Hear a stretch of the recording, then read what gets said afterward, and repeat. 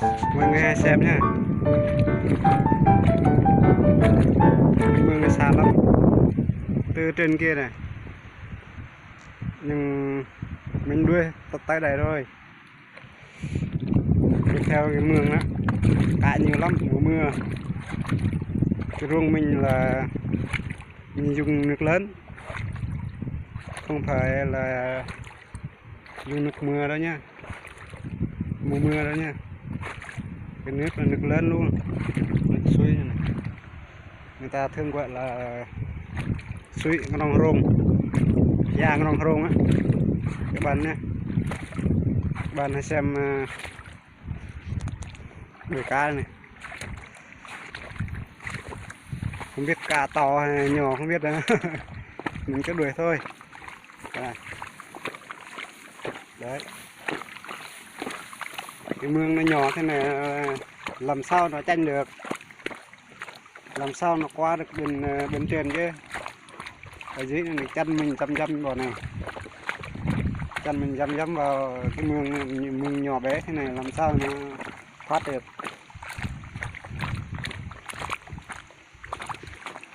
Các bạn hãy xem nhé. Ở bên các cái rộng này chắc nó thoát mất 2 con đó. Mình làm cho nó phải hết sạch luôn.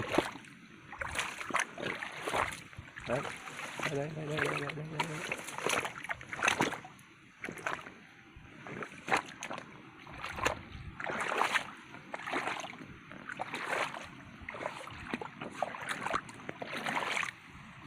Để theo cái mương.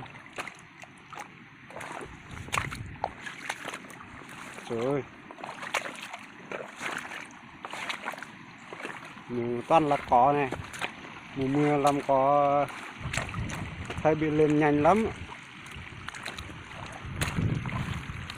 Các bạn xem nhá, đây mình đang xuông đấy, đang sắp tay cái rô mình chắn nó này, cái rô mình chắn nó sắp tay rồi đây.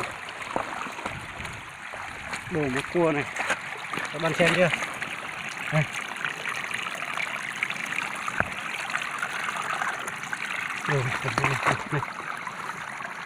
Rồi nha. Các bạn xem nha. Đồ một cua to quá nhỉ. Biết cua xuyên lớn mà to chứ các bạn nhỉ.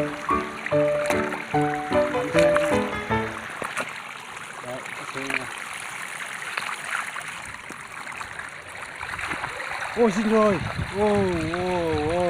dính rồi. Đầu mà cá to cá nhỏ to hết trong này nè các bạn này. Trời ơi đấy, hay chưa? Đấy mình làm hay chưa? Đấy, thấy chưa? Đấy, hay lắm. Đấy, cá nó tự nó chạy vô thôi. Nước nó rót xuống người ta vào trong gió này. Đâu cá này.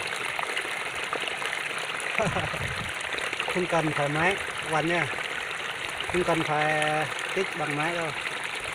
Khi nào mình muốn ăn cá mình phải xuống ruộng bắt đầu mình đắp mấy cái mương này, đắp mấy cái mương cho nó khô nước. Còn cá thì tự nó chạy vô. Những cái chăn như thế này, chăn voi thế này là được á. Đắp lên trên bắt đầu nước nó chạy càng ngày càng ít đi. Còn cá nó phải xuống thôi các bạn nha. Bây giờ mình làm cái rùa này, cái giò nó nhỏ quá, nó vẫn thoát được. Sau này mình mua thêm cái giò to hơn, cao hơn nó để phải ta lên nữa. Đấy, các bạn xem cá này. Buổi trưa mình nhé, buổi trưa mình ăn cơm mình không có mang từ nhà, không có mang canh từ nhà nữa. Mình cứ xuống đây thôi, xuống đây là mình như mình nói đắp bờ lên bên trước kia bắt đầu chắn nó ở đây, lý do chắn nó ở đây bắt đầu là có cá ngay đấy, có canh ngay, canh làm ngon người làm cũng được hết, làm canh hay là sao hay là gì đó, làm rang gì đó bạn nha. Bây giờ mình cái lúa này, mình mới làm cỏ này, cái lúa thừa quá, bắt đầu hôm nay mình vô bơm thuốc cỏ này. Ở dưới kia này có nhiều lắm các bạn nhé. Còn bên kia này có càng nhiều hơn. Một mình làm không nổi, mình phải làm bằng thuốc thôi, dùng thuốc thôi, dùng thuốc cho nó nhanh. Không biết có cái chất không nữa. Các bạn xem cái mì này, năm nay mình trồng mì rất là khổ, mì không lên, tiền là ít đấy, mì lên tiền nhiều các bạn nhé. Đồ mì ít thì tiền ít chứ. Các bạn xem tại đây thôi nha. Đường còn có đang nhìn cá kìa. Đấy, thấy chưa? Cho cũng thêm nữa nè. Cho cũng thêm, con người thì làm sao tranh được mấy con cá đấy chứ.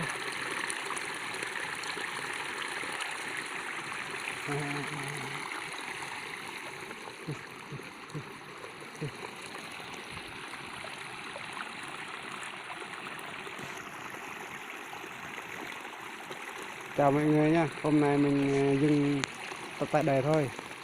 Bắt đầu mình đi phun thuốc rồi. Giờ 10 giờ đấy. 10 giờ mình đến ruộng muộn quá. Lại đắp mương bắt cá nữa chứ. Bye bye nha các bạn nha.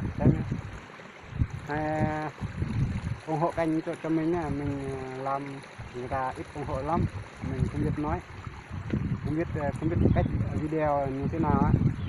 Các bạn thông cảm, hãy ủng hộ giúp cho mình nha, mình là nghèo lắm, không có gì để làm video. Các bạn hãy nhớ hãy ủng hộ cho mình. Bye bye.